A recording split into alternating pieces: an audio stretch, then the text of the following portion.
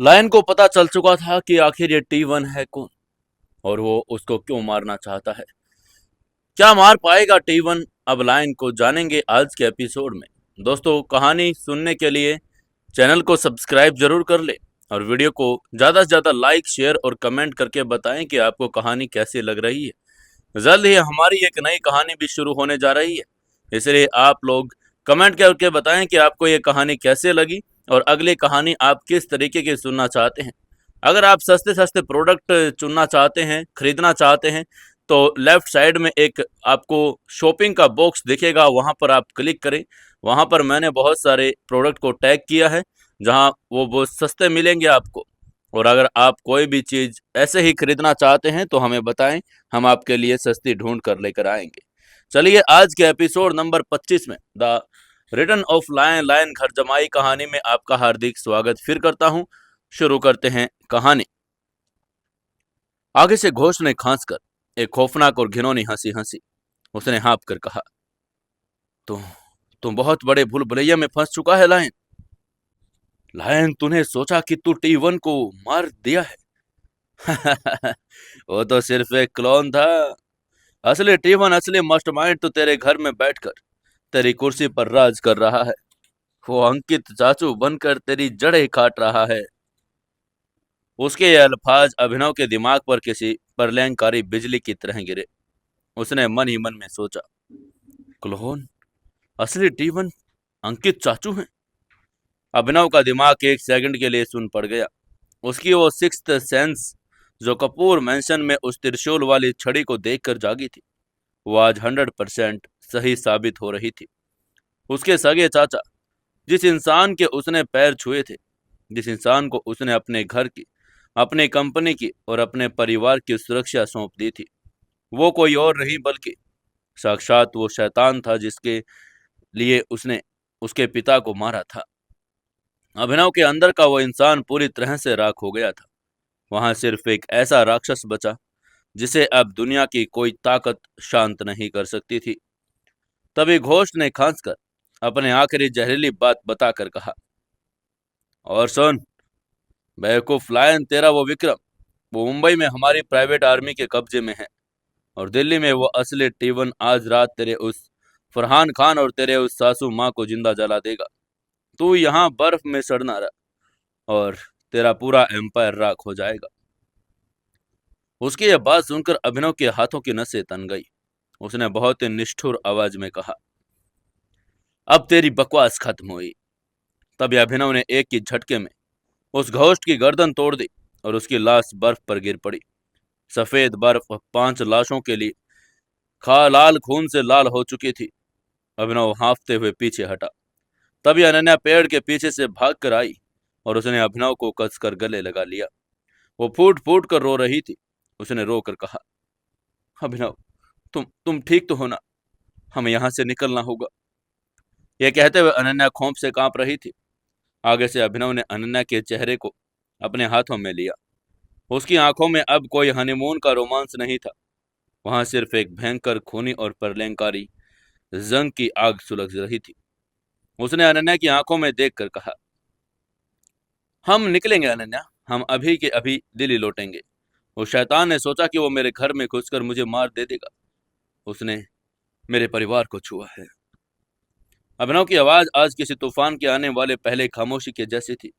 अभिनव ने बर्फ पर पड़ी एक स्नाइपर राइफल को अपने कंधे पर उठा लिया और उसने चिल्लाकर कहा, आज तक मैंने सिर्फ अपने दुश्मनों को मारा है, लेकिन आज आज मैं अपने खून को मारूंगा।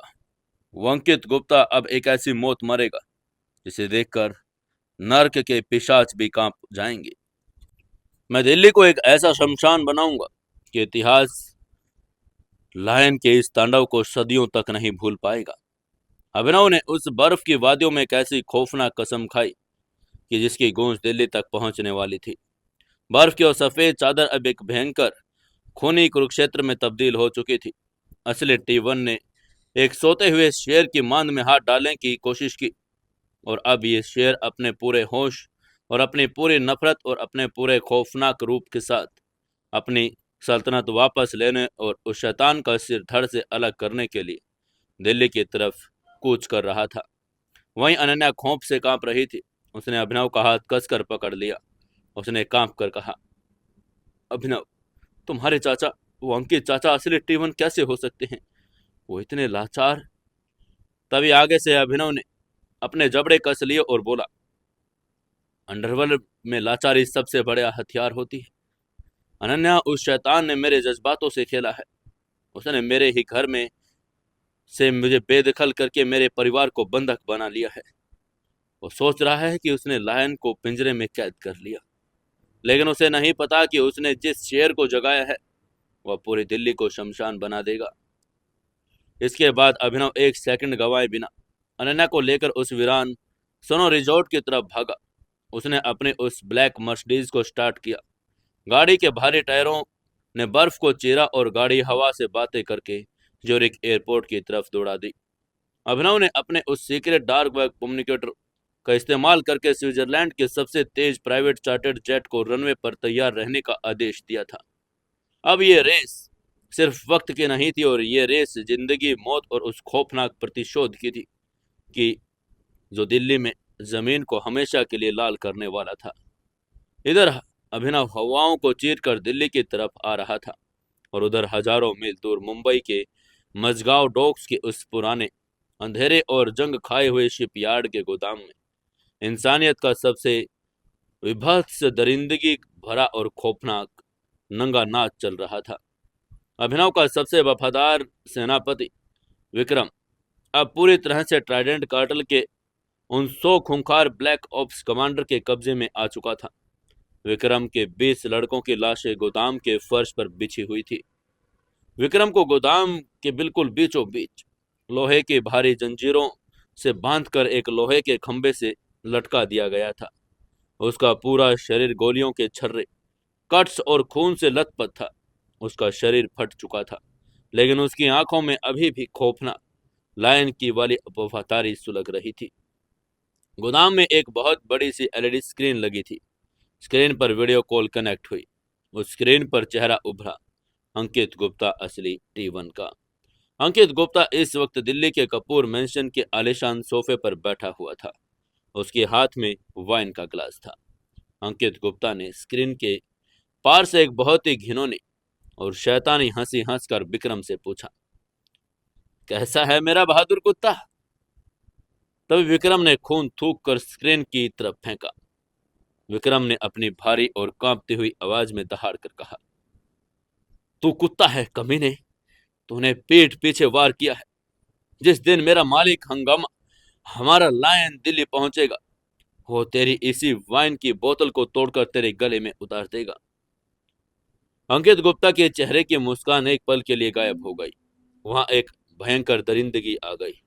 अंकित ने बहुत ही ठंडे लहजे में कहा, तेरा छोटा मालिक अभी स्विट्जरलैंड के बर्फ में अपनी लाश ढूंढ रहा होगा, लेकिन मैं चाहता हूं कि जब वो दिल्ली लौटे तो मैं उसे एक ऐसा तोहफा दूं जिसे देखकर उसकी रूह फड़फड़ा जाए। मैं चाहता हूं कि अभिनव को पता चले कि T1 से गद्दारी करने वालों का हश्र क्या होता है। अंकित ने मुंबई वाले उस ट्राइडेंट कमांडर को इशारा किया। उसने ऑर्डर देकर कहा, शुरू करो, इसे तड़पा तड़पा कर मारो, इसका एक एक जोड़ खोल दो, इसकी चीखें मुझे यहाँ दिल्ली तक सुनाई देने चाहिए। अंकित का यह हुक्म साक्षात यमराज का फरमान था। कमांडर एक खौफनाक मुस्कान के साथ आगे बढ़ा। उसके हाथों में एक भारी इटालियन ड्रिलिंग मशीन और लोहे के मोटे नट बोल्ट थे। कमांडर ने ड्रिल मशीन को ऑन करके कहा, तू बहुत वफादार था ना, आज तेरी वफादारी एक एक पेंच खोलेंगे हम। उस ड्रिल मशीन के घूमने की वो घुर्र आवाज अंधेरे गोदाम में मौत के संगीत की तरह गूंज रही थी। तभी दो भारी भरकम कमांडोज ने विक्रम के दाएं हाथ को लोहे की जंजीरों से खींचकर सीधा किया। कमांडर ने उस भारी ड्रिल मशीन को विक्रम के दाएं कंधे के ज्वाइंट पर रखा। तब विक्रम ने अपनी आंखें बंद की और अपने दांत भींचकर चिल्लाकर कहा, छोटे मालिक की जय। घुर। कमांडर ने ड्रिल मशीन को विक्रम के कंधे की हड्डियों के आर पार कर दिया। खून की एक भयंकर फवारा फूटा और हड्डियों के चूरा होने की आवाज आई। विक्रम के मुंह से दर्द की एक रूह खपा देने वाली भयानक और गगनभेदी चीख निकली। जैसे ड्रिल से कंधे को छेद हुआ, कमांडर ने एक भारी लोहे का नट बोल्ट उस छेद में डाला और उसे हथौड़े से ठोक कर कस दिया। विक्रम को कंधा हमेशा के लिए लोहे के उस बोल्ट से जाम हो गया। तभी कमांडर ने हंसकर कहा, एक हो गया। इसके बाद उसने ड्रिल मशीन को विक्रम के बाएं घुटने पर रखा।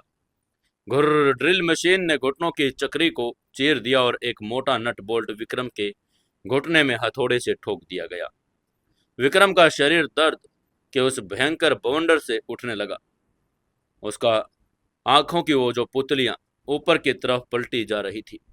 नसों के फटने और हड्डियों के टूटने का वो दर्द किसी भी इंसान को पल भर में मार दे, लेकिन विक्रम की नसों में जान उसकी फ्लाइन की वफादारी में अटकी थी। उसने अपने शरीर के हर एक जॉइंट्स में लोहे के नट बोल्ट ठुकवा लिए, लेकिन उसने T1 के सामने हार नहीं मानी। तभी स्क्रीन पर बैठे अंकित गुप्ता ने अपने वाइन का घूंट लेकर कहा, यह तो अभी शुरुआत है। मुझे अभी भी इसकी आंखों में वो अकड़ दिख रही है। इसका गुरूर तोड़ो।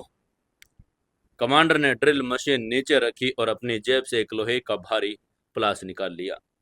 उसने विक्रम के खून से सने हाथों को पकड़ा। कमांडर ने प्लास को विक्रम के दाएं हाथ के अंगूठे के नाखून पर फंसा कर कहा, लायन ने हमारे लड़के की उंगली तोड़ी थी। आज हम तेरा एक एक नाखून जड़ से उखाड़ फेंकेंगे।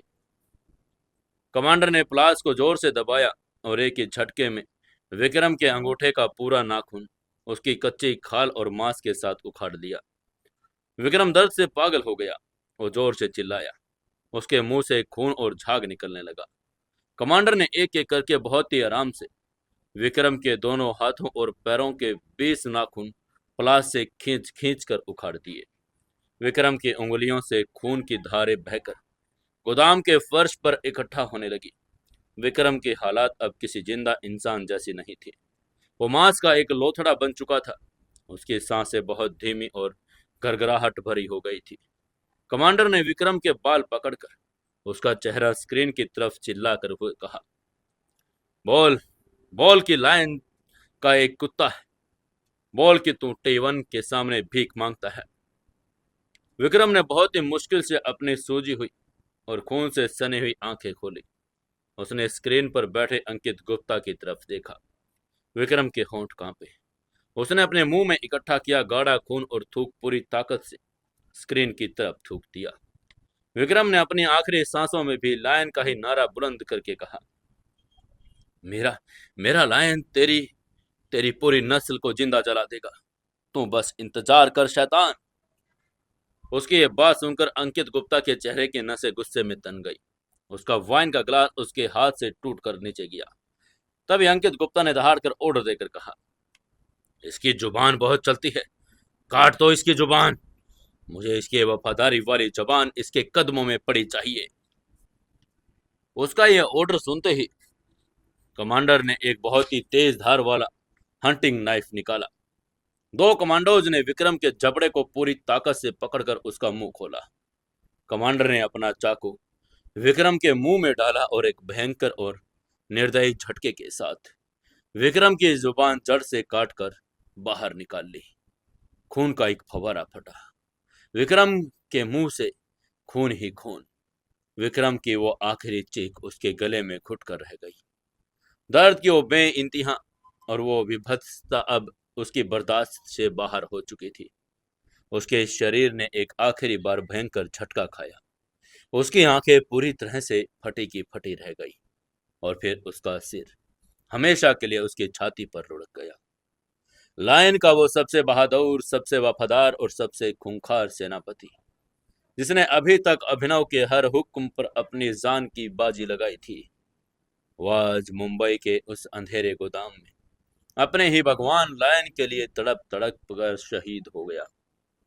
अंकित गुप्ता ने स्क्रीन पर एक शैतानी मुस्कान के साथ कहा, इसकी लाश को एक बाहर बोरे में पैक करो और इसे दिल्ली के छतरपुर वाले उस पुराने फार्म हाउस के मेन गेट के बाहर फेंक कर आओ।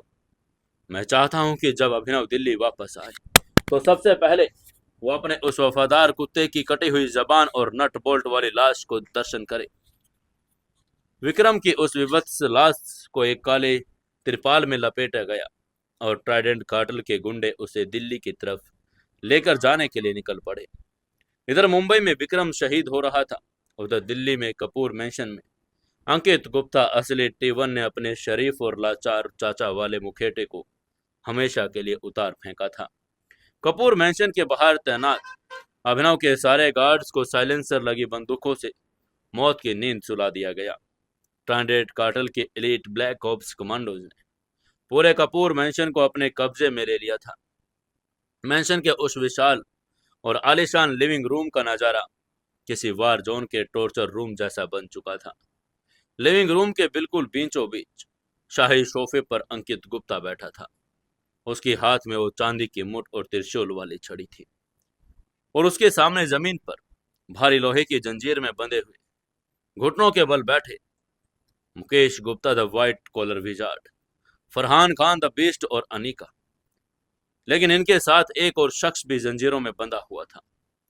ये एक लंबा, सांवला और बहुत ही खतरनाक दिखने वाला इंसान, जिसके चेहरे पर कई कट मार्क्स थे। उसकी आंखों में एक अजीब सी खामोशी और मौत का सन्नाटा था।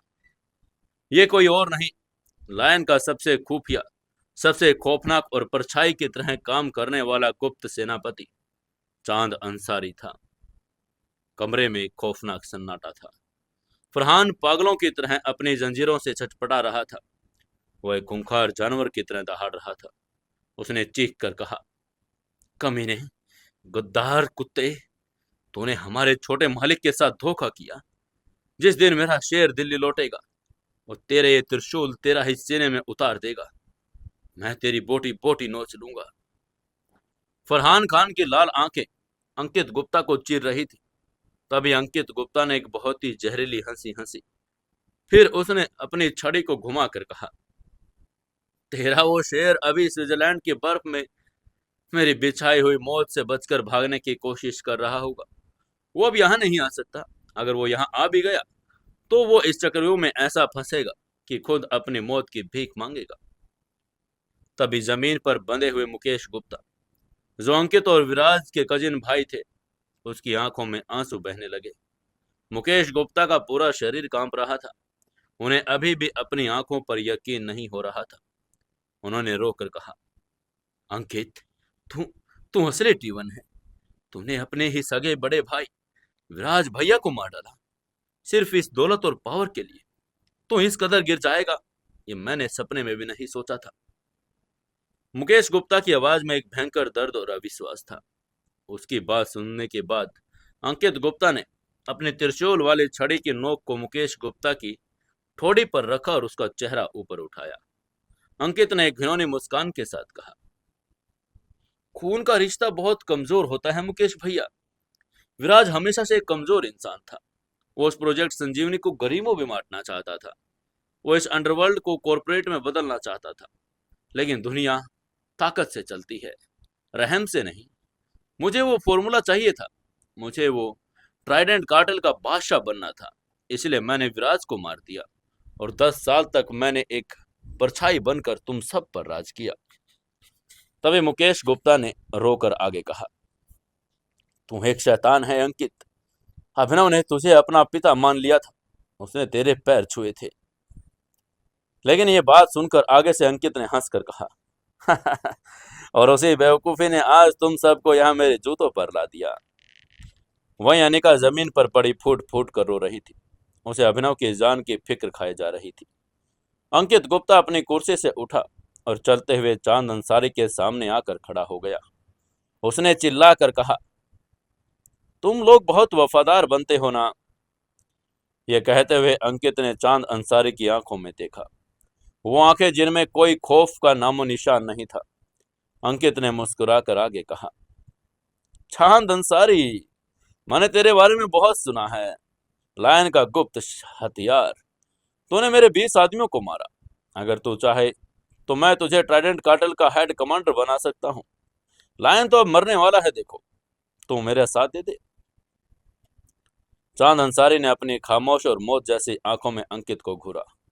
उसने बिना कोई भाव बदले बहुत ही सर्द और बर्फ जैसी ठंडी आवाज में कहा, मैं परछाई हूं और परछाई सिर्फ उसी के साथ चलती है जिसका वो हिस्सा होती है। लायन मेरा वजूद है। तू मुझे खरीद नहीं सकता बुढ़े, तुम बस अपनी मौत का इंतजार कर। ये कहते हुए अंकित गुप्ता के चेहरे पर गुस्सा आ गया। अंकित ने अपने गार्ड्स को ऑर्डर देकर कहा, इन्हें बेसमेंट के टॉर्चर रूम में डालो। जब अभिनव दिल्ली आएगा तो मैं इन सब की चीखें उसे लाइव सुनाऊंगा। उसकी यह बात सुनते ही गार्ड्स ने फरहान, मुकेश, अनिका और चांद अंसारी को घसीटकर बेसमेंट की तरफ धकेल दिया। अगली सुबह दिल्ली के बाहरी इलाके छतरपुर में स्थित विक्रम का वो पुराना और आलीशान फार्म हाउस, जो पूरी तरह से ट्राइडेंट कार्टेल के कब्जे में था। फार्म हाउस के विशाल लोहे के गेट के बाहर एक काली वैन आकर रुकी। वैन का पिछला दरवाजा खुला और अंदर दो गार्ड्स ने एक बहुत ही भारी, खून से सना हुआ और काले तिरपाल में लिपटा हुआ बोरा बाहर निकाला। उन्होंने उस बोरे के फार्म हाउस के गेट के बिल्कुल बीचों बीच जमीन पर फेंक दिया। अंकित गुप्ता अपने कमांडोज के साथ फार्म हाउस के अंदर मौजूद था। उसने बेसमेंट के सारे बंदियों को इसी फार्म हाउस में शिफ्ट कर लिया था, ताकि अभिनव को यहाँ एक खुले और खौफनाक जंगल में फंसा सके। अंकित गुप्ता मुस्कुराते हुए फार्म हाउस के गेट पर आया। उसने गार्ड्स को इशारा किया। गार्ड्स ने काले तिरपाल को हटाया और जैसे ही तिरपाल हटा, अंदर का नजारा देखकर वहां खड़े पत्थर दिल कमांडोज की भी रूह कांप गई। वो विक्रम की विभत्स लाश थी। उसके कंधे, घुटने और कोहनियों में लोहे के वो मोटे नट बोल्ट धंसे हुए थे। उसके हाथों और पैरों की उंगलियों के नाखून उखड़ गए थे। वहां सिर्फ कच्चा काला पड़ चुका मांस था। उसका मुंह खुला हुआ था। उसकी कटी हुई जबान उसके सीने पर पड़ी थी। पूरा शरीर जम चुके गाढ़े खून से लथपथ था। अंकित गुप्ता ने उस लाश को देखकर एक शैतानी सुकून के साथ कहा, वाह, परफेक्ट। उसने अपने गार्ड्स को हुक्म देकर कहा, इस लाश को इसी गेट पर एक लोहे के क्रॉस पर टांग दो। जब लायन अपनी गाड़ी से यहाँ पहुंचेगा तो सबसे पहले उसका स्वागत ये वफादार कुत्ता करेगा। मैं अभिनव को दिमागी तौर पर इतना तोड़ देना चाहता हूं कि वो मेरे सामने खड़े होने के लायक भी न रहे। अंकित की आंखों में साक्षात पिशाच नाच रहा था। गार्ड्स ने तुरंत विक्रम की लाश को एक भारी लोहे के क्रॉस पर बांध दिया। उसे फार्म हाउस के गेट के बिल्कुल सामने खड़ा कर दिया। यह नजारा इंसानियत के नाप पर एक भयंकर कलंक था। लायन का सबसे वफादार सिपाही अब एक खौफनाक चेतावनी बनकर खड़ा हुआ था। इधर दिल्ली में मौत का उनंगा नाच सज चुका था और उधर आसमान की ऊंचाइयों में ज्यूरिख से दिल्ली आ रहा वो चार्टेड जेट बादलों को चीरता हुआ अपनी मंजिल की तरफ बढ़ रहा था। प्लेन के अंदर एक खौफनाक और बर्फ जैसा सन्नाटा पसरा हुआ था। अभिनव प्लेन की एक सीट पर बैठा था। उसकी आंखें खुली हुई थी, लेकिन वो पलकें नहीं झपका रहा था। उसका चेहरा बिल्कुल भावहीन, सर्द और पत्थर का बन चुका था। उसके पेट पर वो घाव फिर से दर्द करने लगा था, लेकिन लायन ने अपने शरीर की हर एक तंत्रिका को दर्द से काट दिया। पास वाली सीट पर अनन्या बैठी थी। वो खौफ और सदमे से कांप रही थी। वो बार बार अभिनव की तरफ देख रही थी, लेकिन अभिनव के चेहरे पर जो सन्नाटा था वो उसे और भी ज्यादा डरा रहा था। तभी प्लेन के कॉकपिट से को पायलट घबराता हुआ बाहर आया। को पायलट के हाथ में प्लेन की इमरजेंसी कम्युनिकेशन सैटेलाइट फोन था। उसने कांप कर कहा, सर ये एक एन्क्रिप्टेड वीडियो कॉल है। ये जबरदस्ती हमारे सिस्टम पर पैच कर गई। अभिनव ने बिना कुछ कहे बहुत ही धीमी गति से अपना हाथ आगे बढ़ाया और फोन ले लिया। उसने फोन की स्क्रीन को देखा। स्क्रीन पर वीडियो कॉल चालू हुई। सामने जो चेहरा था वो चेहरा जिसने कल ही उसे मेरा शेर कहकर गले लगाया था। वो चेहरा जिसे देखकर अभिनव रो पड़ा था। अंकित गुप्ता, मतलब असली T1। लेकिन इस वक्त अंकित गुप्ता के चेहरे पर कोई लाचारी नहीं थी। वो फार्म हाउस के बाहर खड़ा था और उसके चेहरे पर एक भयंकर, शैतानी और जहरीली मुस्कान थी। उसने मुस्कुरा कर कहा, वेलकम बैक टू दिल्ली मेरे शेर। अंकित गुप्ता की वो खुददारी, रोबोटिक और असली T1 वाली आवाज फोन के स्पीकर पर गूंजी। यह वही आवाज थी जो अभिनव ने हैदराबाद के उस बंकर में सुनी थी। वहीं अभिनव के चेहरे पर एक भी मांसपेशी नहीं हिली। वो सिर्फ उस फोन की स्क्रीन को घूर रहा था और उसकी लाल सुर्ख आंखें थी। वहीं अंकित गुप्ता हंसते हुए कह रहा था। उसने हंसकर कहा, तुझे क्या लगा था अभिनव कि तूने मुझे मार दिया? तू 10 साल तक अपने माँ बाप के जिस कातिल को ढूंढ रहा था, वो तेरे डाइनिंग टेबल पर बैठकर तेरे साथ चाय पी रहा था। मैं ही T1 हूँ, और तेरा वो पूरा साम्राज्य, तेरा वो कपूर मैंशन, तेरा फॉर्मूला, अब सब कुछ मेरे कब्जे में है। अंकित लगातार बोल रहा था, लेकिन अभिनव की सांसें बिल्कुल स्थिर थी। तभी अंकित गुप्ता ने एक और खौफनाक चाल चली। उसने अपना कैमरा घुमाकर कहा, तू बहुत खामोश है लायन। कैमरे के फ्रेम में अब वो बेसमेंट का नजारा था। जमीन पर भारी जंजीरों से बंधे खून से लथपथ फरहान खान, मुकेश गुप्ता, अनिका और चांद अंसारी दिखाई दे रहे थे। तभी फरहान खान वीडियो कॉल में चीख कर दिखाई दिया। उसने चिल्ला कर कहा, छोटे मालिक, यहाँ मत आना, ये एक जाल है, ये आपको मार देगा। उसी वक्त एक गार्ड ने फरहान के सिर पर राइफल का बट मारा और फरहान जमीन पर गिर पड़ा। वहीं अनन्या ने यह सब नजारा देखा तो रोते हुए चीख पड़ी। उसने रोकर कहा, माँ, मेरी माँ कहाँ है? तभी अंकित गुप्ता ने फिर से स्क्रीन पर आकर हंसकर कहा, तेरी माँ भी इसी फार्म हाउस के एक कमरे में बंधी हुई है। अनन्या बेटी, तुम दोनों अब पूरा परिवार मेरी मुट्ठी में हो। लेकिन अंकित का सबसे बड़ा और सबसे विभत्स वार अभी भी बाकी था। अंकित ने कैमरे को फार्म हाउस के मेन गेट की तरफ घुमाकर कहा, और अभिनव, तेरा वो सबसे वफादार कुत्ता जो मुंबई में भौंक रहा था, देख मैंने उसका क्या हश्र किया है। कैमरे पर फोकस सीधा उस लोहे के क्रॉस पर आ गया और वो विक्रम की वो नट बोल्ट से छिदी हुई, नाखून उखड़ी हुई और जबान कटी हुई भत्स लाश वहां टंगी हुई थी। विक्रम की वो खुली हुई आंखें और खून से सना हुआ स्क्रीन पर ये चेहरा साफ दिखाई दे रहा था। ये देखते ही लायन ने चिल्लाकर कहा, विक्रम!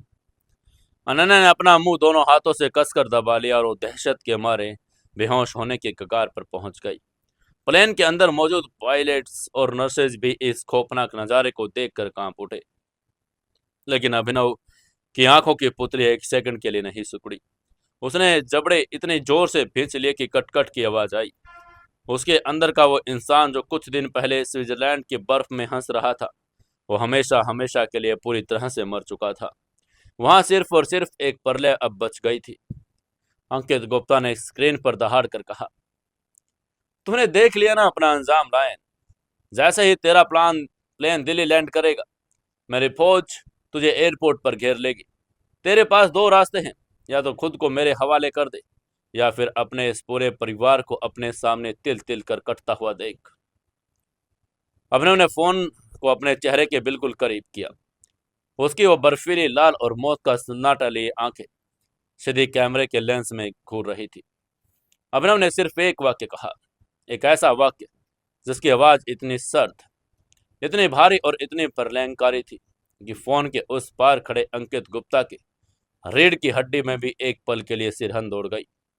उसने अपने ठंडे स्वर में कहा, अपनी उस त्रिशूल वाली छड़ी को अच्छी तरह से पॉलिश करके रखना अंकित गुप्ता, क्योंकि जब मैं फार्म हाउस पहुंचूंगा तो मैं वही छड़ी तेरे हलक के आर पार उतार दूंगा। अभिनव ने अपने ही हाथ से उस स्टाइल फोन को इतनी जोर से भेजा कि फोन की स्क्रीन चकनाचूर हो गई। फोन टूटकर दो टुकड़ों में बट गया। उसने फोन के टुकड़े जमीन पर फेंक दिए। अभिनव अपनी सीट से उठा। उसने पेट का घाव और उसे महसूस नहीं हो रहा था। उसके शरीर में जो एड्रेनालाइन और जो नफरत दौड़ रही थी, उसने उसे एक साक्षात मगर पिशाच में बदल दिया था। इसके बाद अभिनव ने कॉकपिट की तरफ जाकर एक ऐसी आवाज में जो कहा आदेश मानने पर मजबूर करने वाले आदेश में कहा, पायलट। पायलट ने कांप कर कहा, यस यस सर। तब अभिनव ने आगे कहा, हम दिल्ली एयरपोर्ट पर लैंड नहीं करेंगे। अंकित के आदमियों ने वहां जाल बिछा दिया है। उसकी ये बात सुनकर आगे से पायलट ने कंफ्यूज होकर कहा, तो तो हम कहां लैंड करेंगे सर? तभी अभिनव ने अपनी रणनीति बिछानी शुरू करके कहा, दिल्ली के कुछ किलोमीटर दूर हिंडन एयरबेस के पास एक पुरानी और बंद पड़ी प्राइवेट एयर स्ट्रिप है, हम वहां लैंड करेंगे। इसके बाद अभिनव ने मुड़कर अपनी डरी हुई पत्नी को देखकर कहा, और अनन्या, जैसे ही हम लैंड करेंगे तुम मेरे एक सीक्रेट कॉन्ट्रैक्ट के साथ महफूज जगह पर जाओगी। उसकी यह बात सुनते ही अनन्या ने रोकर अभिनव से लिपट गई। उसने सिसक कर कहा, नहीं नहीं अभिनव, मैं तुम्हें अकेला नहीं छोड़ूंगी। वो लोग बहुत ज्यादा हैं, वो एक पूरी आर्मी है, और तुम अकेले कैसे? आगे से अभिनव ने अनन्या का चेहरा अपने हाथों में लिया। उसकी आंखों में कोई जज्बात नहीं था, सिर्फ मौत का एक दृढ़ संकल्प था। अभिनव ने बहुत गहरी और खौफनाक आवाज में कहा, विक्रम मेरा भाई था अनन्या। उसने मेरे लिए अपने शरीर में नट बोल्ट ठुकवा लिए, लेकिन गद्दारी नहीं की। उस शैतान ने मेरे परिवार पर, मेरे लोगों पर हाथ डाला है। अब यह कोई अंडरवर्ल्ड की जंग नहीं, यह एक पर्ज है। अभिनव ने अपनी आंखें बंद करके ठंडे स्वर में कहा, आज दिल्ली की जमीन वो कत्लेआम देखेगी जो आज तक उसके इतिहास में नहीं देखा होगा। आज मैं अकेला ही उस फार्म हाउस में घुसूंगा, और जब तक वो अंकित गुप्ता और उसका वो एक कुत्ता मेरी गोलियों से छलनी नहीं हो जाता, तब तक लायन की सांसें नहीं रुकेगी। विमान बादलों को चीर कर दिल्ली के सरहदों के करीब पहुंच रहा था। लायन अब एक पति और बिजनेसमैन नहीं रहा, वो अब वन मैन आर्मी और साक्षात काल बन चुका था। फार्म हाउस में बिछे हुए उस खौफनाक चर्बी को तोड़ने के लिए मौत की आंधी आसमान जमीन पर उतरने वाली थी। खून का ये आखिरी और सबसे भयंकर महासंग्राम अब बस शुरू होने वाला था। आसमान को, सीनों को चीरती हुए खौफनाक और मनहूस खामोशी के बीच लायन का वो जेट ब्लैक प्राइवेट विमान दिल्ली के बाहरी इलाके में स्थित हिडन एयरबेस के पास एक पुरानी वीरान और बंद पड़ी एयर स्ट्रिप्स की तरफ तेजी से नीचे उतर रहा था। ये कोई आम फ्लाइट नहीं थी। इस विशाल विमान के अंदर दुनिया का सबसे बड़ा रक्षक, अंडरवर्ल्ड का सबसे खौफनाक बादशाह और एक ऐसा घायल शेर बैठा था जिसकी आंखों में अब इंसानियत का आखिरी कतरा भी सूख चुका था। विमान के भारी टायरों ने जैसे ही धूल भरी और सड़क को छुआ, चिंगारियों और धूल का एक भयंकर गुबार उठ गया। इंजन से वो कान फोड़ देने वाली दहाड़ शांत हुई और विमान अंधेरे में एक दानव की तरह आकर रुक गया। विमान के रुकते ही दरवाजा खुला, सीढ़ियां नीचे आई। अभिनव ने सबसे पहले कदम बाहर रखा। उसने वो पूरी तरह से काला टैक्टिकल कॉम्बैट सूट पहना था। उसके पेट में बंधी वो भारी पट्टियों में अभी भी हल्का हल्का खून रिस रहा था, लेकिन उसके चेहरे पर अब किसी दर्द का नामो निशान नहीं था। उसका चेहरा साक्षात पत्थर बन चुका था। उसकी आंखें, वो आंखें अब इंसानी नहीं लग रही थी। वो जलते हुए अंगारों की लाल, सुर्ख और प्रलयंकारी थी। पीछे पीछे अनन्या विमान से बाहर आई। वो खौफ और दर्द सदमे से कांप रही थी। नीचे रोने पर द अनब्रोकन के कुछ गिने चुने लेकिन बड़े वफादार अंडरकवर कमांडोज दो काली आर्म्ड एसयूवी गाड़ियों में साथ खड़े थे। ये वो कमांडो थे जिन्हें अभिनव ने अपनी सीक्रेट लिस्ट में रखा था, जिनके बारे में अंकित गुप्ता को भनक भी नहीं थी। अभिनव ने एक बहुत ही सर्द और मशीन आवाज में ऑर्डर देकर कहा, गाड़ी निकालो। ये कहते हुए अभिनव ने अनन्या का हाथ पकड़ा और उसे पीछे वाली गाड़ी में बैठाया। गाड़ियां धूल उड़ाती हुई इस वीरान एयर स्ट्रिप से निकलकर दिल्ली के उस अंधेरे और सुनसान रास्तों की तरफ भाग निकली। गाड़ी के अंदर एक ऐसा सन्नाटा था जो किसी भी कमजोर दिल वाले की धड़कन को रोक दे। अनन्या ने अभिनव के खून से सने हुए ठंडे हाथ को अपने दोनों हाथ में कसकर पकड़ रखा था। वो बार बार अभिनव के उस शांत और खौफनाक चेहरे को देख रही थी। वो जानती थी कि उसके पति के अंदर एक ऐसा ज्वालामुखी फट चुका है जो अब पूरी दिल्ली को राख करके शांत रहेगा। अनन्या की आवाज कांप रही थी। उसने कांप कर कहा, अभिनव, मुझे बहुत डर लग रहा है। वो लोग बहुत ज्यादा है और तुम्हारे पेट में अभी भी खून बह रहा है। तुम्हारी पसलियां टूटी हुई थी। तुम अकेले उन सब शैतानों से कैसे लड़ोगे? प्लीज पुलिस को। अभिनव ने अपनी गर्दन धीरे से अनन्या की तरफ घुमाई। उसकी आंखों में एक अजीब सी, रूह कपा देने वाली शून्यता थी। उसने ठंडे स्वर में कहा, पुलिस, इस शहर की पुलिस अब अंकित गुप्ता की जेब में है अनन्या, और वैसे भी आज जो होने वाला है वो कानून की किताबों में नहीं लिखा जा सकता। गाड़ी पुरानी दिल्ली के एक बहुत बेहद संकरे, तंग और खंडर जैसे इलाके में आकर रुकी। यहाँ कोई आलीशान होटल या मेंशन नहीं था। यह ब्रिटिश जमाने का बना हुआ एक पुराना जमीन के नीचे अंडरग्राउंड बंकर था। इसे अभिनव ने 15 सालों से एक सीक्रेट सेफ हाउस के तौर पर तैयार रखा था, और इस जगह की कोई डिजिटल लोकेशन नहीं थी, कोई जीपीएस नहीं। अभिनव गाड़ी से उतरा। उसने अनन्या को लेकर उस भारी बंकर के लोहे के दरवाजे को खोला। अंदर का माहौल बड़ा सुरक्षित लेकिन पूरी तरह से दुनिया से कटा हुआ था। बंकर में कई दिनों का राशन, मेडिकल किट और हथियार मौजूद थे। अभिनव ने अनन्या को बंकर के अंदर किया। अभिनव ने अनन्या के गालों को अपने दोनों हाथों में लेकर एक बहुत ही गहरी और खौफनाक कसम खाकर कहा, जब तक मैं खुद इस दरवाजे को बाहर से न खोल लूं, तुम इस दरवाजे को नहीं खोलोगी। चाहे बाहर कोई आवाज आए, चाहे कोई पुलिस वाला आए, चाहे तुम्हें मेरी मौत की खबर ही क्यों न मिले, तुम बाहर नहीं आओगे अनन्या। अनन्या फूट फूट कर रोने लगी। उसने अभिनव को कसकर गले लगा लिया। उसने सिसक कर कहा, तुम मर नहीं सकते अभिनव, तुम्हें मेरे लिए वापस आना होगा, तुमने मुझसे वादा किया था। ये कहते हुए अनन्या हिचकियां लेकर रो रही थी। अभिनव ने अपनी आंखें बंद की। अनन्या के माथे को एक आखिरी बहुत ही लंबे और जज्बाती किस के साथ चूम कर कहा, वो मेरा परिवार है, मेरे बचपन की अनिका, मेरे वफादार भाई उस शैतान के कब्जे में तड़प रहे हैं, और मेरा विक्रम, वो मेरा वफादार सेनापति जिसने मेरे लिए अपने शरीर में नट बोल्ट ठुकवा लिए, उसकी लाश उस फार्म हाउस के बाहर टंगी है। ये सब कहते हुए अभिनव की आवाज में एक ऐसा दर्द था जिसने लोहे को पिघला दिया होता। अभिनव ने अनन्या को खुद से अलग किया और उसने पीछे हटकर अपनी लाल आंखों में देखकर कहा, अगर आज रात मैं वापस ना भी आऊं अनन्या, तो बस इतना याद रखना कि तुम्हारा लायन उन गद्दारों की चिता को अपनी आखिरी सांस लेगा। आज रात कोई भी रहम नहीं होगा। अभिनव ने पीछे हटकर वो भारी लोहे का ब्लास्ट डोर बंद कर दिया। दरवाजा बंद होते ही अभिनव का वो पति वाला रूप, वो इंसानियत, वो प्यार और हमेशा हमेशा के लिए उस बंकर के अंदर अनन्या के साथ ही कैद हो गया था। अब जो दरवाजे के बाहर खड़ा था वो कोई आम इंसान नहीं था, वो साक्षात यमराज लग रहा था। एक ऐसा ब्लड गॉड जिसे सिर्फ और सिर्फ खून की प्यास थी। उसने अपनी दोनों ग्लॉक पिस्तौलों की मैगजीन चेक की, अपनी कमर के पीछे वो इटालियन कॉम्बैक्ट खंजर फंसाया और अपनी गाड़ी में जाकर बैठ गया। अभिनव ने ड्राइवर को ऑर्डर देकर कहा, विक्रम के फार्म हाउस चलो, गाड़ी की हेडलाइट्स बंद कर देना। इधर अभिनव मौत का बवंडर लेकर फार्म हाउस की तरफ बढ़ता जा रहा था और उधर छतरपुर के उस विशाल कई एकड़ में फैले कपूर फार्म हाउस के अंदर असली टीवन अंकित गुप्ता अपनी जीत के नशे में पूरी तरह से चूर था। फार्म हाउस के चारों तरफ एक किले जैसी नाकाबंदी थी। ट्राइडेंट कार्टल के लगभग 200 ब्लैक ऑप्स एलिट मशीनरीज पूरे फार्म हाउस को घेर चुकी थी। छतों पर स्नाइपर बैठे थे। बाउंड्री वॉल के पीछे मशीन गनर्स खड़े थे। फार्म हाउस के ठीक मेन गेट के बाहर वो खौफनाक और इंसानियत को रूह कपा देने वाला नजारा था। विक्रम की वत्स लाश, उसे एक लोहे के क्रॉस पर टांगा गया। उसके शरीर में धसे वो लोहे के नट बोल्ट, उखड़े हुए नाखून और उसके शरीर पर लटकती उसकी कटी हुई जुबान रात के उस सन्नाटे में एक बहुत ही भयानक चेतावनी दे रही थी।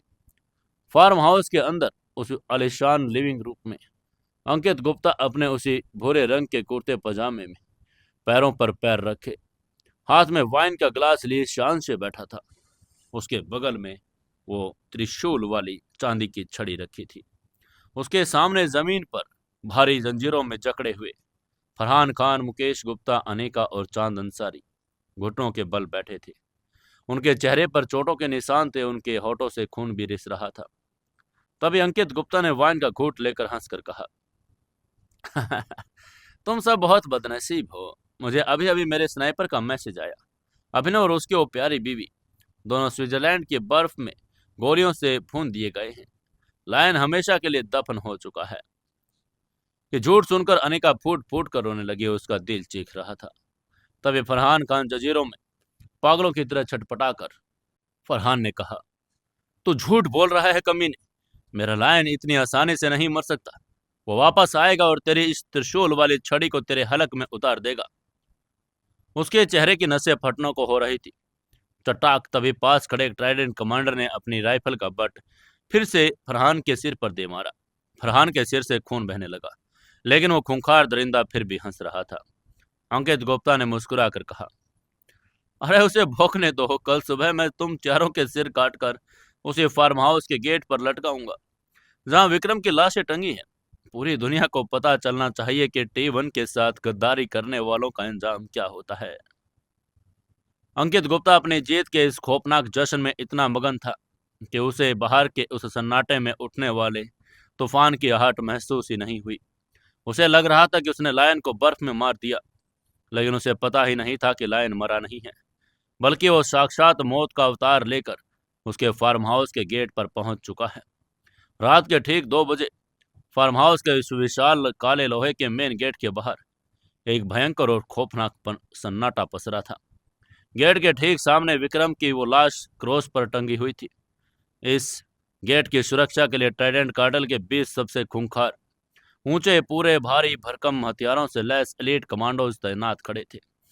ये वो कमांडो थे जिन्हें रूस के स्पेटनाज और अमेरिका के नेवी सील्स जैसी ट्रेनिंग दी गई थी।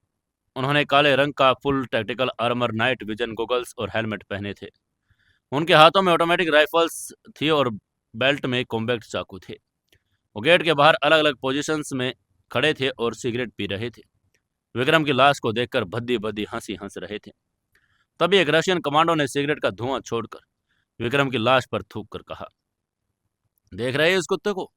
ये लायन का राइट हैंड था, आज कीड़ों की तरह लटक रहा है। उसकी यह बात सुनकर आगे से दूसरे कमांडो ने हंसकर कहा, लायन तो खुद स्विट्जरलैंड के बर्फ में कुत्ता बनकर मर गया। आज के बाद सिटी 1 का राज। अभी उसकी बात पूरी ही नहीं हुई थी कि अचानक अंधेरे को चीरती हुई दूर से किसी भारी इंजन की भिनभिनाती आवाज सुनाई दी। यह आवाज सुनते ही गार्ड कैप्टन ने तुरंत अपनी सिगरेट फेंकी और अपनी राइफल तानकर अपने साथियों को ऑर्डर देकर कहा, अलर्ट। उसकी आवाज सुनते ही 20 गार्ड एक सेकंड में अलर्ट हो गए। उन्होंने अपनी बंदूक का सेफ्टी कैच हटा लिया। अंधेरे से एक काली, बिना हेडलाइट और एसयूवी गाड़ी चुपचाप किसी परछाई की तरह खिसक कर आई। फार्म हाउस के गेट से लगभग 50 मीटर दूर आकर रुक गई। गाड़ी का इंजन बंद हो गया। सन्नाटा फिर से छा गया। गार्ड कैप्टन ने अपनी बंदूक की लेजर लाइट्स को गाड़ी की तरफ करके चिल्ला कर कहा, कौन है वहां? सामने आओ वरना हम फायर कर देंगे। कुछ सेकंड तक हलचल ही नहीं और फिर उस गाड़ी का ड्राइवर साइड का दरवाजा बहुत ही धीरे से एक हल्की सी क्लिक के साथ खोला। अंधेरे में एक इंसान बाहर निकला। उसने काले रंग का कॉम्बैट सूट पहना था। उसके हाथ बिल्कुल खाली थे, कोई बंदूक नहीं, कोई हथियार नहीं। वो इंसान बहुत ही शांत लेकिन भारी कदमों के साथ जमीन पर अपने बूटों की एक खौफनाक ठप ठप की आवाज करके उस गेट की तरफ बढ़ने लगा। जैसे ही वो परछाई चांद की रोशनी में आई, गार्ड्स की आंखें फटी रह गई। उनके नाइट विजन गॉगल्स में उस इंसान का चेहरा साफ दिखाई देने लगा। चेहरे पर मौत का सन्नाटा, आंखें लाल सुर्ख और शरीर से फूटता हुआ एक ऐसा प्रलयंकारी ओरा जो हवा को भी जमा दे। गार्ड कैप्टन के मुंह से हकलाते हुए नाम निकला। उसने कांप कर कहा, लायन। उसके मुंह से यह बात सुनकर दूसरा गार्ड खौफ से पीछे हट गया। उसने डर कर कहा, ये कैसे हो सकता है? बॉस ने कहा कि वो मारा गया। तब अभिनव उनके सामने आकर रुक गया। उसके और 20 खूंखार कमांडोज के बीच सिर्फ 10 कदम का फासला था। अभिनव की नजरें उन गार्ड्स पर थी और उसकी नजरें ऊपर उस क्रॉस टंगी हुई विक्रम की लाश पर गड़ी थी। जब अभिनव ने अपने सबसे वफादार सेनापति को उस हालत में देखा तो उसके शरीर में धसे नट बोल्ट देखे, उसकी जुबान देखी कटी हुई, तो अभिनव के सीने का जो आखिरी इंसानियत का कतरा बचा था वो भी एक ज्वालामुखी में जलकर भस्म हो गया। अभिनव के जबड़े इतनी जोर से भींचे कि उसकी हड्डियों की कटकट की आवाजें आई। उसकी आंखों की पुतलियां सिकुड़ गई। अभिनव ने अपना सिर नीचे किया और उन 20 कमांडोज की तरफ देखकर कहा, तुम लोगों ने मेरे भाई के शरीर में नट बोल्ट ठोके हैं। मैं तुम सब की एक एक हड्डी को ऐसे तोड़ूंगा कि मौत भी तुम पर तरस खाएगी। अभिनव की आवाज इतनी खुरदरी, भारी, शैतानी और वो गार्ड्स की रूह चीर गई। गार्ड कैप्टन ने दहशत में अपनी पूरी ताकत से चीख कर कहा, फायर। जैसे ही कैप्टन ने फायर का ऑर्डर दिया, उसने एक सेकंड में, इससे पहले कि कमांडोज की उंगली ट्रिगर को पूरी कर दबा पाती, अभिनव एक झटके में गायब हुआ और जैसे वो कोई इंसान नहीं, धुआं हो। उसकी रफ्तार मानवीय सीमाओं से परे थी। अगले सेकंड अभिनव सबसे आगे खड़े गार्ड्स कैप्टन के बिल्कुल सामने आ चुका था और गार्ड ने अपनी राइफल उठानी चाहिए, लेकिन अभिनव का बायां हाथ बिजली की फुर्ती से उठा। उसने अपनी हथेली के निचले हिस्से उस कैप्टन की नाक पर ऐसा भयंकर और हथौड़े जैसा प्रहार किया कि कैप्टन की नाक की हड्डी टूटकर सीधा उसके दिमाग में जा घुसी। कैप्टन बिना एक गोली चलाए वहीं ढेर हो गया। अगले ही सेकंड गिरते ही अभिनव ने हवा में ही कैप्टन की बेल्ट से उसका कॉम्बैट खंजर निकाल लिया और उसी सेकंड दाएं तरफ दूसरे खड़े कमांडो ने अभिनव की छाती पर गोली चलानी चाहिए। अभिनव ने अपने शरीर को एक अजीब से एंगल में घुपाया। गोलियां उसके कान के पास से सन से गुजर गई। उसका वो खंजर पूरी ताकत से दूसरे कमांडो के गले में आर पार हो गया। खून का एक खौफनाक फव्वारा फूटा और दूसरा कमांडो भी जमीन पर गिर पड़ा। इसके अगले चौथे सेकंड में अब वो बाकी 18 कमांडो संभल चुके थे। उन्होंने अभिनव पर अंधाधुंध फायरिंग खोल दिया। गोलियों की बौछार हुई, लेकिन अभिनव उन दो गिरती हुई लाशों के बीच से फिसलकर जमीन पर आ गया। उसने जमीन में एक राइफल उठाई और उसके हाथ से पकड़कर बिना निशाना लगाए अपने सिक्स सेंस के दम पर 2 गोलियां फायर की। तीसरे और चौथे कमांडो उसके नाइट विजन गोगल्स को चीरकर गोलियां उनके माथे के बिल्कुल बीचों बीच दाग दसी। उनके सिर के पिछले हिस्से से खून और चीथड़े उड़कर पीछे गार्ड्स के चेहरों पर जा गिरे। इसके बाद पांचवा गार्ड पागलों की तरह चीखकर अभिनव पर अपनी राइफल का बट मारने दौड़ा। अभिनव जमीन से स्प्रिंग की तरह उछला और उसने हवा में 360 डिग्री स्पिनिंग किक लगाई। अभिनव के भारी फौजी बूट की एड़ी उस पांचवें गार्ड के हेलमेट के साइड में इतनी भयंकर ताकत से टकराई कि गार्ड की गर्दन की हड्डी कड़ाक की आवाज के साथ 180 डिग्री घूम गई। वो वहीं जमीन पर ढेर हो गया। अगले ही पल अभिनव के पेट का वो गहरा घाव फिर से फट चुका था। ताजा खून उसके कॉम्बैक्ट सूट से रिसकर बाहर आ रहा था। उसके शरीर में दर्द के बवंडर उठ रहे थे, लेकिन उसका दिमाग किलिंग मशीन मोड में आ चुका था और उसे दर्द का एहसास नहीं था। तभी छठे और सातवें गार्ड ने अभिनव को दोनों तरफ से घेर लिया। अभिनव ने राइफल को जमीन पर फेंका और उसने रशियन सिस्टम और क्राव मागा का खौफनाक रूप दिखाया जो आज तक किसी ने नहीं देखा। उनमें से एक गार्ड ने अभिनव पर चाकू से वार किया। अभिनव ने उसके हाथ में वो हवा में ही दबोच लिया और उसकी कलाई को एक झटके में मरोड़ा, जिससे हड्डी टूटने की आवाज आई। उसी के चाकू वाले हाथ को मरोड़कर खंजर उसी के सीधे गार्ड की अपनी छाती में उतार दिया। उसी पल एक और गार्ड ने पीछे से अभिनव की गर्दन को कसकर पकड़ लिया। अभिनव ने जरा भी घबराहट नहीं दिखाई।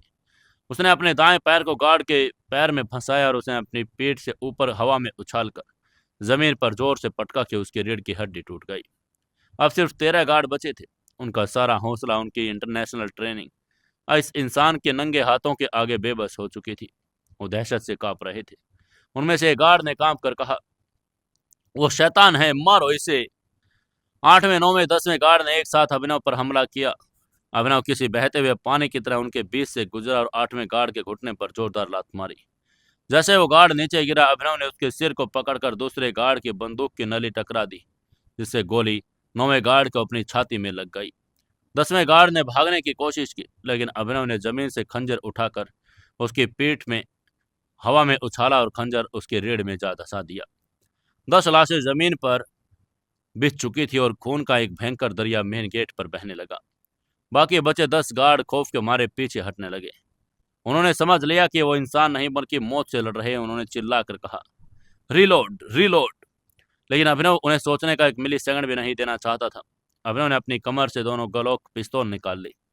अभिनव दोनों हाथों से अंधाधुंध फायरिंग कर रहा था और वो दौड़कर छलांग मारकर जमीन पर स्लाइड होकर खौफनाक मौत के फरिश्ते की तरह उन गार्ड्स के बीच से गुजरा। 11वां, 12वां, 13वां, 14वां, 15वां 5 गार्डों के पलक झपकते ही माथे और सीने में गोलियां लगकर नीचे गिर गई। अब सिर्फ 5 गार्ड बचे थे। अभिनव की पिस्तौल की गोलियां भी खत्म हो गई। उसने पिस्तौल फेंक दी। वह खूंखार जानवर की तरह दहाड़कर पांचों के बीच घुस गया। अभिनव ने 16वें गार्ड को भयंकर एक एल्बो स्ट्राइक किया और उसकी नाक और जबड़ा चकनाचूर कर दिया। 17वें गार्ड की गर्दन को दोनों हाथों में पकड़कर एक झटके में मरोड़ दिया। 18वें गार्ड की छाती में उसने एक फ्रंट किक मारी और उसकी पसलियां तोड़ दी। 19वें गार्ड दहशत के मारे जमीन पर गिर पड़ा। घसीट कर पीछे भागना चाहता था। अभिनव ने उसके सिर पर अपना भारी फौजी जूता इतनी जोर से मारा कि वहीं बेहोश या शायद मर गया। अब सिर्फ एक 20वां गार्ड बचा था। वो गार्ड खौफ के मारे कांप रहा था। उसके हाथ से चाकू छूटकर गिर पड़ा। उसने देखा कि महज 20 सेकंड के अंदर उसकी पूरी एलीट टीम, जो किसी भी देश की फौज से लड़ सकती थी, वो अकेले इंसान के हाथों खून के लोथड़ों में तब्दील हो चुकी थी। तभी गार्ड अभिनव के पैरों में गिर पड़ा और उसने रोकर कहा, प्लीज, प्लीज मुझे मत मारना, मुझे छोड़ दो प्लीज। अभिनव का सीना धौंकने की तरह चल रहा था। उसके चेहरे पर और शरीर पर उन गार्ड्स के खून की छींटों की तरफ था। उसके खुद के पेट पर इतना खून था कि चेहरा पीला पड़ गया। अभिनव ने अपनी खौफनाक और बर्फीली आंखें उस गार्ड पर टिकाई। अभिनव ने अपना बायां हाथ बढ़ाया और गार्ड के गले को भयंकर शिकंजे में दबोच लिया। तभी उसने चिल्लाकर कहा, तुम लोगों ने मेरे भाई विक्रम के शरीर में नट बोल्ट ठोंके। रहम की भीख माना, अब तुम्हारे लिए देर हो की बात हो चुकी है। अभिनव की आवाज किसी ठंडी कब्र से मौत की तरह पुकार रही थी। अभिनव ने अपना दूसरा हाथ उठाकर गार्ड के चेहरे पर एक ऐसा प्रलयंकारी मुक्का मारा कि गार्ड का चेहरा टूटकर खून के फवारे में बदल गया। गार्ड की लाश जमीन पर थम से गिर पड़ी। 20 सेकंड के अंदर फार्म हाउस का विशाल लोहे का गेट 20 खूंखार लाशों और खूंखार के गहरे दलदल में फट चुका था। पूरा इलाका एक शमशान जैसी खामोशी में डूब गया। अभिनव उस खून के दरियों के बीच बीच खड़ा हुआ था। उसने अपनी खून से सनी हुई आंखें ऊपर उठाई, उस क्रॉस पर लटकती हुई विक्रम की भस्म लाश को देखा। अभिनव की आंखों में आंसुओं की वो 2 गर्म बूंदें टपक कर खून के आंसुओं पर गिर पड़ी। अभिनव ने विक्रम की लाश के सामने अपना सिर झुकाकर बहुत ही भारी और जज्बाती आवाज में कहा, मुझे माफ कर देना मेरे भाई। मैंने तुम्हें उस शैतान के पास अकेले भेज दिया, लेकिन मैं वादा करता हूं, मैं उस अंकित गुप्ता, उस असली T1 की एक एक हड्डी को ऐसे तोड़ूंगा कि तुम्हारी आत्मा को हमेशा के लिए सुकून मिल जाएगा। अभिनव ने विक्रम की लाश को वहीं छोड़ा और वो क्यों जानता था कि उसके अंदर बाकी सेनापति फरहान, मुकेश, अनिका, चांद अभी भी शैतान के चंगुल में है। अभिनव मुड़ा और फार्म हाउस के उस भारी लोहे के गेट की तरफ बढ़ा। उसने गेट को लॉक किया। अभिनव ने जमीन पर पड़ी एक गार्ड की भारी ब्रीचिंग शॉटगन उठाई और गेट के ताले पर 2 फायर किए। ताला टूट गया। दरवाजा एक भयंकर गूंज के साथ अंदर की तरफ खुला। दुनिया का सबसे खौफनाक अंडरवर्ल्ड लायन, खून से लथपथ लेकिन अपनी प्रलयंकारी और शैतानी ताकत के साथ, अपने ही फार्म हाउस जहां साक्षात मौत का इंतजार उसका कर रही थी, अंदर दाखिल हो गया। अंकित गुप्ता, असली T1, 200 लोगों की फौज अभी भी उसका इंतजार कर रही थी। लेकिन आज रात तादाद कोई मायने नहीं रखती। आज रात कोई इंसान नहीं लड़ रहा था। आज रात सिर्फ और सिर्फ लायन का वो प्रतिशोध लड़ रहा था, जिसे भगवान भी रोकने की हिम्मत नहीं कर सकता। अंदर फंसे फरहान, मुकेश, अनिका, चांद अंसारी की जिंदगी अब एक धागे से लटक रही थी। लायन का यह खूनी मार्च अब सिर्फ फार्म हाउस के चप्पे चप्पे को एक ऐसे नर्क में बदलने वाला था जो सदियों तक याद रखा जाएगा। फार्म हाउस का भारी लोहे का गेट एक कान फाड़ देने वाली क्लॉक की गूंज के साथ अंदर की तरफ खुला। विशाल, कई एकड़ में फैला अहाता, जो कभी कपूर खानदान की शानदार पार्टी और जश्न का गवाह हुआ करता था, आज वह एक मिलिट्री बेस में तब्दील हो चुका था। सामने एक बहुत बड़ा फाउंटेन था, जिसके चारों तरफ मेंशन की बालकनी पर ट्राइडेंट काटल के लभी 200 खूंखार हथियारों से लैस बेरहम ब्लैक ऑप्स कमांडो 8 मशीनरीज तैनात खड़ी थी। तभी उनके हाथों में assault rifle, heavy machine gun, rocket launcher भी थे। लेजर लाइटर की सैकड़ों लाल बिंदियां अंधेरे में चमक रही थी। सर्च लाइट की तेज सफेद रोशनी सीधे गेट पर खड़े अभिनव पर पड़ रही थी।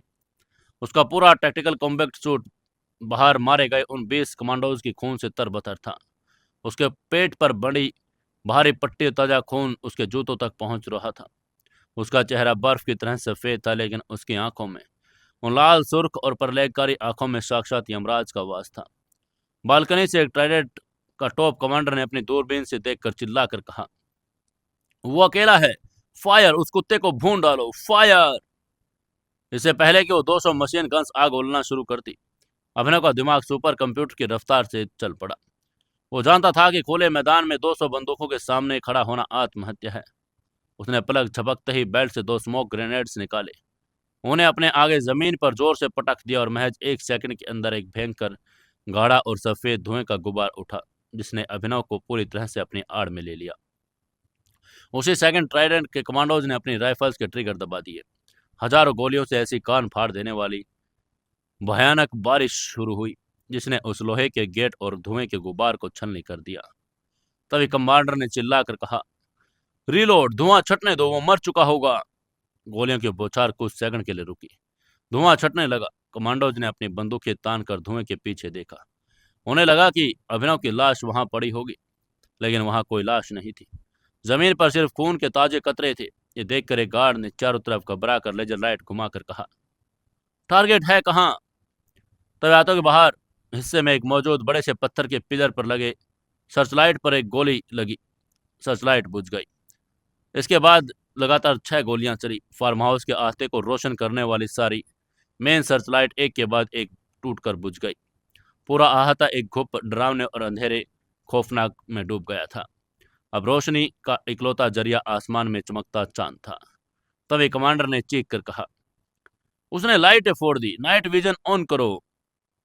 कमांडोज ने अपने हेलमेट्स पर लगे हरे रंग के थर्मल और नाइट विजन गॉगल्स नीचे गिरा लिए। उन्हें उम्मीद थी कि अभिनव के शरीर की गर्मी को पकड़ लेंगे, लेकिन अभिनव का nano clever suit anti thermal तकनीक से बना हुआ था। अंधेरे और सन्नाटे के बीच मौत ने अपने खामोश तांडव शुरू कर दिया। बाएं विंग में खड़े 5 कमांडोज टुकड़े बनाकर आगे बढ़ रहे थे। अचानक सबसे पीछे चल रहे कमांडो के मुंह पर पीछे से एक फौलादी हाथ आया और इससे पहले आवाज निकालता अभिनव ने अपने इटालियन कॉम्बैट खंजर को सीधे उसकी स्पाइन में उतार दिया। कमांडो का शरीर एक झटके में सुन्न हुआ और वो बिना कोई आवाज किए जमीन पर गिर पड़ा। अभिनव ने गिरते हुए कमांडो की हेकलर और कोच राइफल हवा में कैच कर ली। आगे चल रहे 4 कमांडोज को पीछे मुड़ने का मौका भी नहीं मिला। अभिनव ने राइफल को ऑटोमेटेड मोड पर रखा और एक स्वीपिंग बर्स्ट फायर किया। चारों कमांडोज के घुटनों पर पीछे गोलियां लगी। वो चारों दर्द से चीख कर जमीन पर गिरे। अभिनव ने पलक झपकते ही चलते चलते चारों के सिर में एक एक एग्जीक्यूशन शॉट दे दिया। तभी उन कमांडोज ने चिल्लाकर कहा, वो लेफ्ट फ्लैंक में है, फायर। लेकिन अभिनव एक जगह रुकने वालों में से तो बिल्कुल नहीं था। गोलियां फाउंटेन के संगमरमर को तोड़ रही थी। पानी और पत्थर के टुकड़े हवा में उड़ रहे थे। अभिनव ने फाउंटेन के पीछे से एक ग्रेनेड निकाला जो उसने मरे हुए गार्ड से लिया था। उसने ग्रेनेड की पिन निकाली और दाएं तरफ कमांडोज के एक बड़े टुकड़े के बीच फेंक दिया।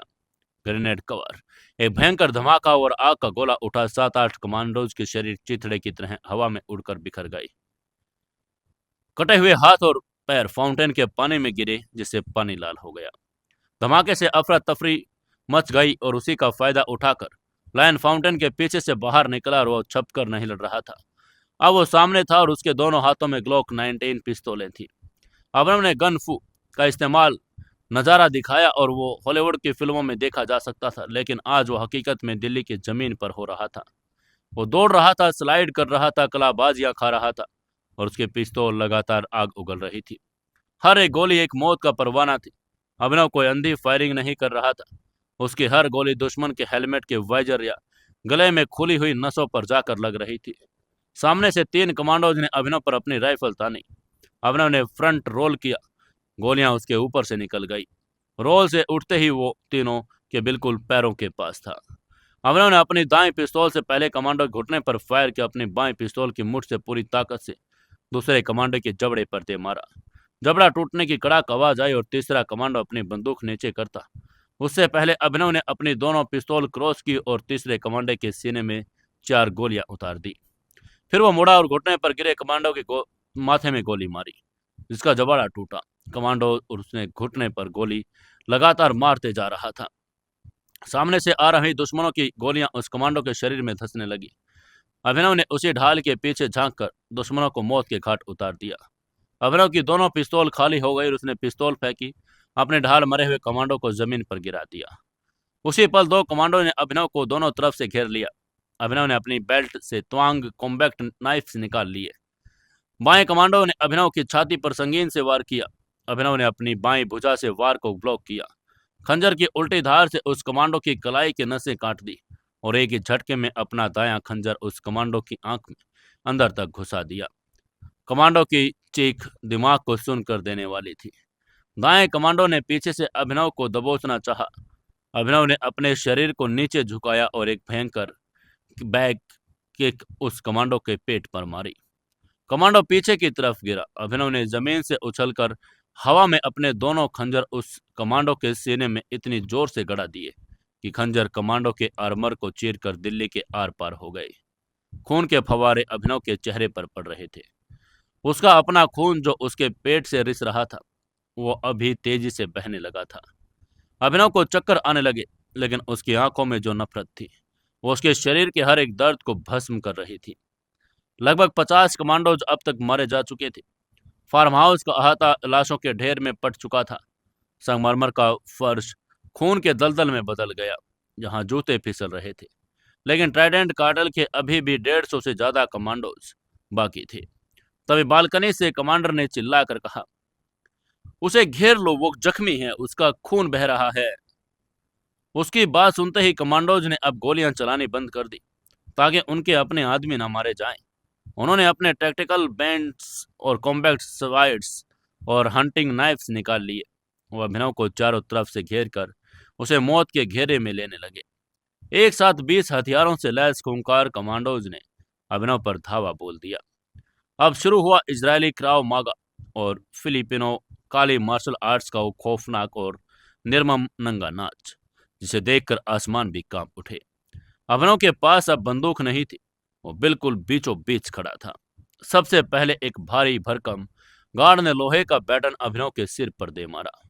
अभिनव ने अपने बाएं हाथ के फोर आर्म से बैटन के वार को रोका, जिससे हड्डी के लोहे को टकराने की आवाज आई। उसी पल अभिनव ने अपने दाएं हाथ का एक सीधा लोहे जैसा मुक्का उस गार्ड के गले में इतनी भयंकर ताकत से मारा कि गार्ड की सांस की नली चकनाचूर हो गई। गार्ड अपनी गर्दन पकड़कर खून की उल्टियां करके जमीन पर तड़प रहा था।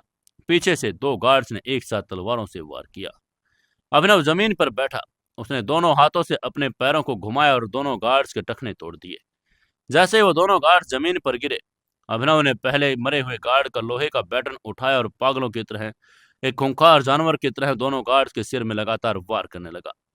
बैटन के प्रहार इतने भयंकर थे कि गार्ड्स के हेलमेट टूट गए, उनके सिर तरबूज की तरह फट गए, दिमाग के चीथड़े बिखर गए। एक और गार्ड ने अभिनव की पीठ में चाकू घोंपना चाहा। अभिनव की छठी इंद्री उसे चेतावनी दे रही थी। उसने बिना पीछे मुड़े अपना लोहे का बैटन पीछे की तरफ पूरी ताकत से धकेला और बैटन का पिछला हिस्सा सीधे उस गार्ड के पेट पर जा लगा।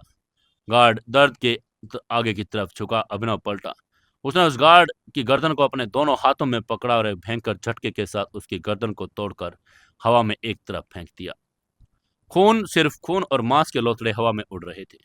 अभिनव अब इंसान नहीं, वो एक प्रलय बन चुका था। उसकी सांसें धोखने की तरह चल रही थी।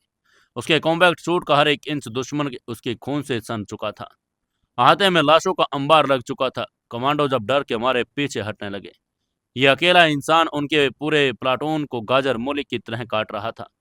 तब ये गगन भेदी, भारी और भालू जैसी आवाज आई। उनमें से किसी ने चिल्लाकर कहा, पीछे हटो कायरो। भीड़ को चीरता विशाल का इंसान बाहर है। इगोर था, ट्राइडेंट कार्टेल का सबसे खूंखार hand to hand combat specialist.